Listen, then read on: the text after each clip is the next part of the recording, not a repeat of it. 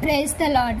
గలతీలో రాసిన పత్రిక 6వ అధ్యాయము 7-8 వచనములు. మనుష్యుడు ఏమి విత్తునో ఆ పంటనే కోయును. ఏలయనగా తన శరీరేచ్ఛలను బట్టి విత్తువాడు తన శరీరము నుండి క్షయమను పంట కోయును. ఆత్మను బట్టి విత్తువాడు ఆత్మ నుండి నిత్య జీవమను పంట కోయును. ఇక్కడ క్లియర్గా పౌలు చెప్పుచున్నాడు, మనం ఏమి విత్తుతామో ఆ పంటనే కోస్తాము అని. ఇక్కడ శరీరానుసారమైన జీవితంని జీవిస్తే మనము క్షయమైపోతాము, అంటే నాశనం అయిపోతాము,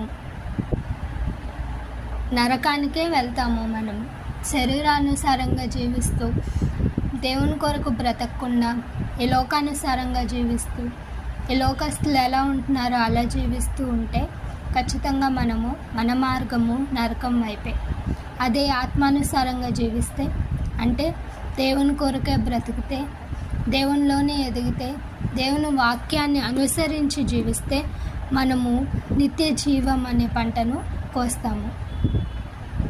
కాబట్టి మనం ఎలా జీవిస్తున్నాం అనేది పరిశీలన చేసుకోవాలి.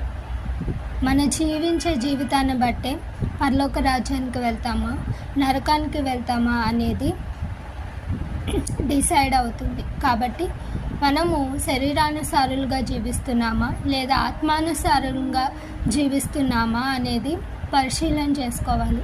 ఒకవేళ మనం అటు జీవితాన్ని జీవించట్లేదు, ఇప్పటివరకు లోకానుసారంగానే ఉన్నాము అని అంటే ఇదే సరైన సమయము. దేవుడు మరొక అవకాశాన్ని మనందరికీ ఇస్తున్నాడు. మారదాము, అందరము నిత్య జీవాన్ని పొందుకుందాము. Praise the lord.